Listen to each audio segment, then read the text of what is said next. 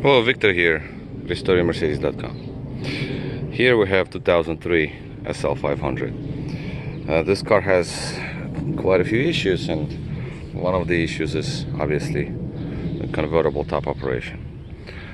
Well, yesterday I managed to get the pump resurrected because it was not giving out enough pressure. So I figured that one out, kind of modified it a little bit. So now I get pressure. Once I started to get pressure, obviously the front cylinder started leaking. They all leak.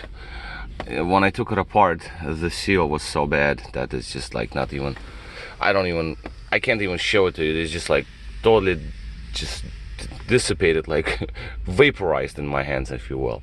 There's really nothing left there. The good news is that the connecting points seem to be dry, so the seal was the one that was bad. So I gotta get me another seal. And here's the piston itself, so let it be. Roll bar started to work. That's a good thing. So in terms of the roof, that is what I'm gonna be waiting for the piston to go back into the assembly, because it needs to go back before I can even activate the pump. I pulled the relay for now so I don't have accidental pump activation, so you'll blow the fluid right out. Okay, that's that. Door locking pump is a problem also. It's a wrong pump, so whoever had this pump in here, it's a 220 number, and there's another one which is 220 number also, which is dead. All right, so that's not good because I don't have CAN bus signal for rear partition, so roof is not operating anyway. But before the cylinder is installed back, I can't even use the roof anyhow. Then I moved on to flaps, and the flaps, obviously they sit around here, you know. Had to take the paneling off because we had an issue with flaps also. Not only that, we need to replace the guides, you know, with metal guides, but also flaps themselves, they were stuck. I guess, well, that's the roof paneling. Well, that thing was all loose anyway. The problem with the flaps is that the cables, I guess they was just frozen. They sitting there for so long that I had to take it all apart. I have to put a little bit of lubrication at the ends because the motor was hot. It was not moving, it was seized up, it wasn't spinning at all. Now I can get this thing to actually go in and out. As you can see, let's push it back in by hand. That's good because I worked this thing out, in and out, in and out, so finally it started moving and I can pull it out. And when I attach the motor to it, they do operate. First, obviously, I activated them with the star diagnosis, and that didn't do anything because they were not moving at all. Yeah, they seem like they've been stuck for quite a long time. But that's the flaps, so we can resurrect these flaps. Like I said, I'm gonna put a little lubrication at the ends.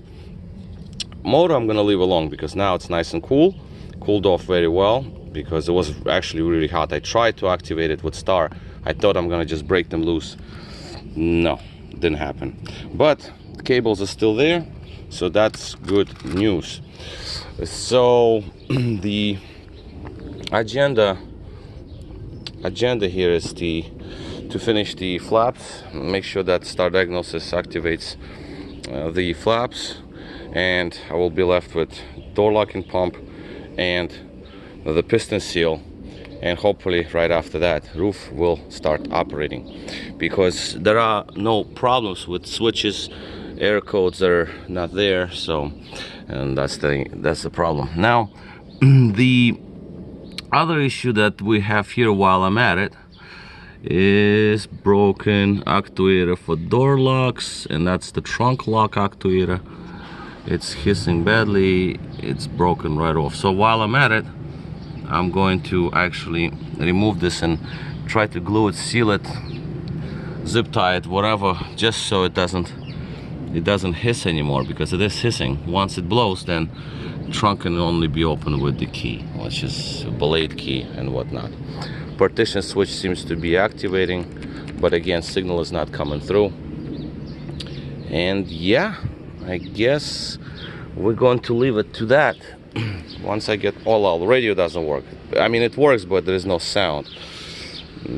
That I guess I'll take a look later. I did have actually, well, yeah, that's another thing I would like to add. I had some seals from 129 chassis, and one O-ring actually was really close, but I put it in there and I was looking at it and I says, no, I think it's just a little bit too light.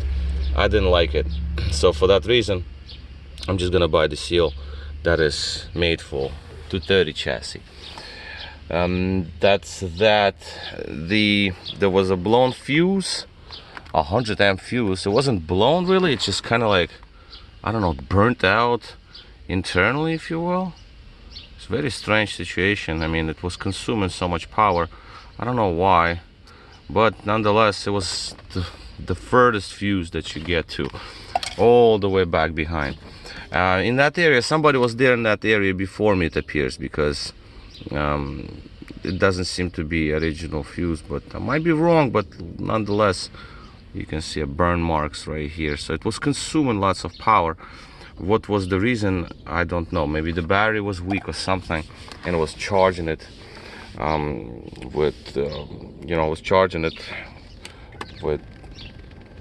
higher current or something. I don't know, and therefore it burnt out.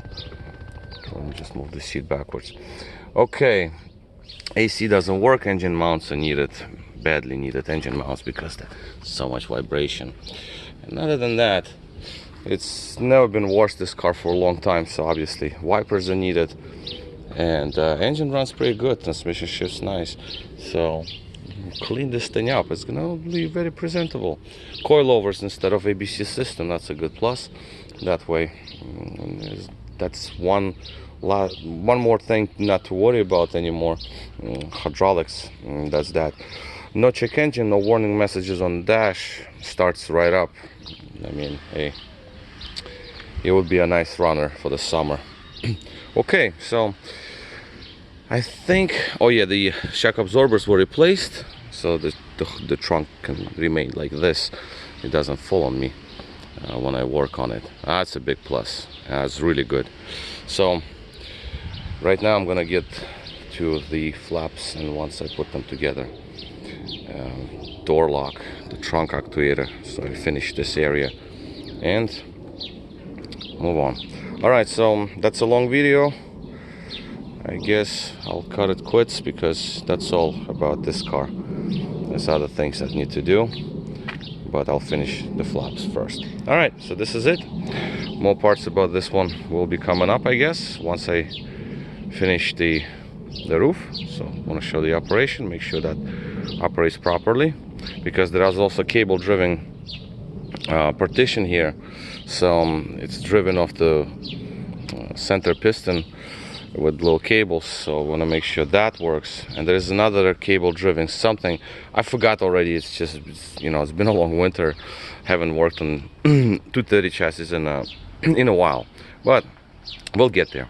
All right, so this is it. Victor here, RestoringMercedes.com. Thank you for watching.